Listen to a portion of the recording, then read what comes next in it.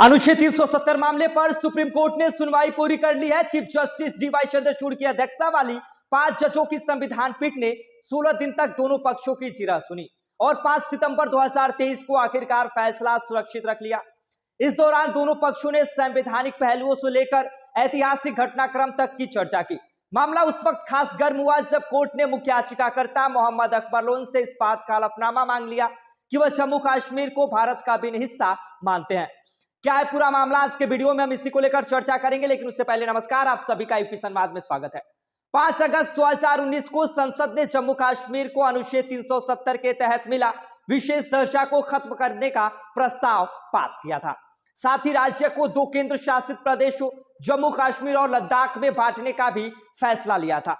इस फैसले को सुप्रीम कोर्ट में 20 याचिकाओं के जरिए चुनौती दी गई थी और अब इस मामले को चीफ जस्टिस डीवाई चंद्रचूड़ की अध्यक्षता वाली संविधान पीठ ने सुनवाई की। बीच के बाकी सदस्य हैं justice Sanjay Kishan Kaul, justice Sanjiv Khanna, justice B R. Gavai और जस्टिस सूर्यकांत। 2 याचिकाकर्ताओं ने वापस ली याचिका। मामले के पहले 2 याचिकाकर्ताओं शाह फैसल और शोहला रशीद ने सुनवाई शुरू होने से पहले ही अपनी याचिकाएं वापस ले ली। इसलिए कोर्ट ने दोनों का नाम याचिकाकर्ताओं की लिस्ट से हटाने का निर्देश दिया। इसके बाद नेशनल कॉन्फ्रेंस के सांसद मोहम्मद अकबर लोन का नाम याचिकाकर्ताओं की लिस्ट में पहले नंबर पर आ गया। याचिकाकर्ता पक्ष की दलीलें, लोन की तरफ से वरिष्ठ वकील कपिल सिब्बल पेश हुए। उनके अलावा राजीव धवल, गोपाल सुब्रमण्यम, जफर शाह जैसे कई वरिष्ठ वकीलों ने अनुच्छेद 370 को बेअसर करने का फैसला खारिज करने की मांग की। इन वकीलों ने कहा कि जम्मू कश्मीर का भारत में विलय विशेष परिस्थितियों में हुआ था, इसलिए उसे अलग दर्जा मिला। राज्य की एक अलग संविधान सभा थी जिसका काम 1957 में पूरा हो गया। भारत के संविधान से अनुच्छेद 370 हटाने का फैसला जम्मू कश्मीर की संविधान सभा की सहमति से ही हो सकता था, इसलिए संसद का फैसला कानूनन गलत है।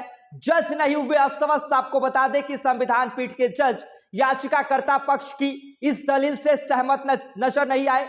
उन्होंने कहा कि 1957 में जम्मू कश्मीर की संविधान सभा खत्म हो गई, लेकिन इसका मतलब यह नहीं हो सकता कि सिर्फ इस वजह से अनुच्छेद 370 को स्थायी मान लिया जाए।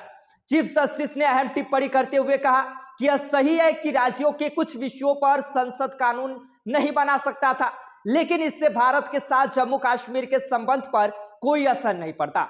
भारत में विलय का मतलब यही था कि जम्मू कश्मीर ने अपनी संप्रभुता भारत को सौंप दी। सत्यपाल मलिक का बयान बाद में दिया गया। अनुच्छेद 370 को बेअसर किए जाने का विरोध कर रहे एक याचिकाकर्ता की तरफ से जम्मू कश्मीर के पूर्व राज्यपाल सत्यपाल मलिक के बयान की चर्चा की गई।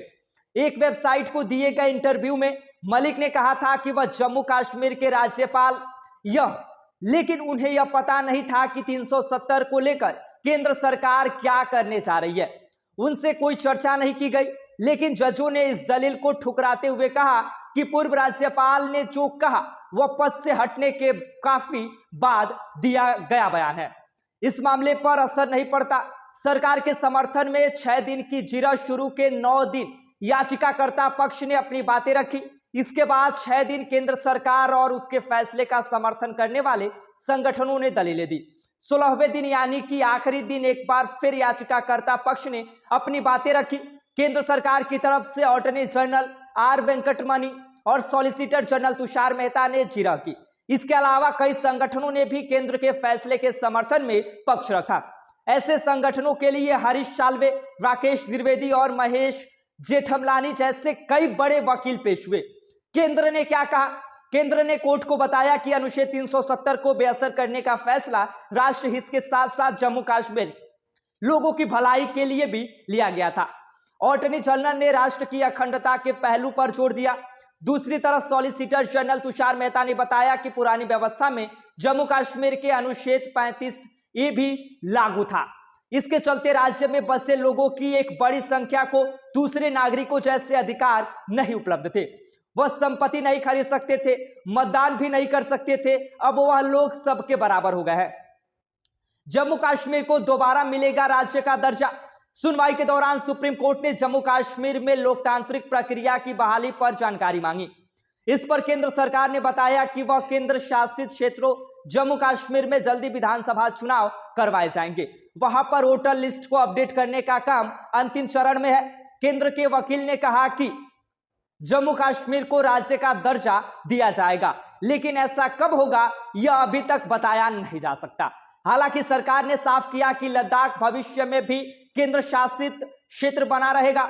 याचिकाकर्ता से मांगा देश के प्रति निष्ठा का हलफनामा।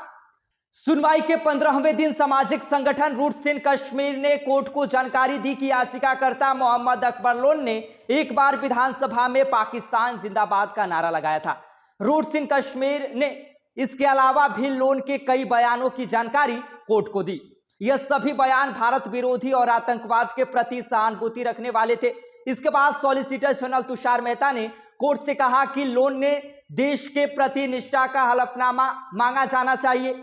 इस पर कोर्ट ने लोन से इस बात का लिखित हलफनामा मांगा कि वह जम्मू कश्मीर को भारत का अभिन्न हिस्सा मानते हैं, वह अलगाववाद और आतंकवाद का समर्थन नहीं करते।